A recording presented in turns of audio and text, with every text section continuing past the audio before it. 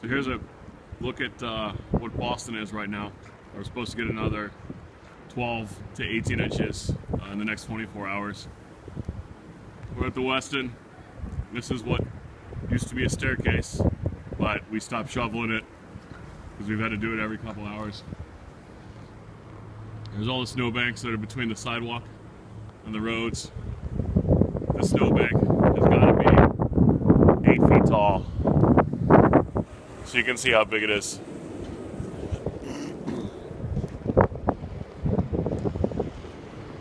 You go over here.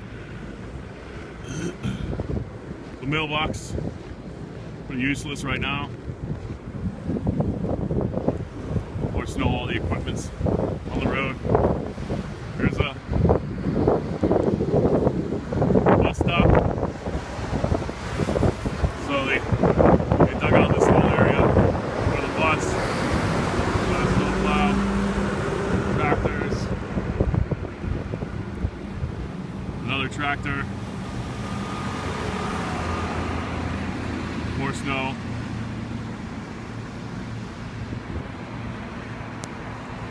Crazy.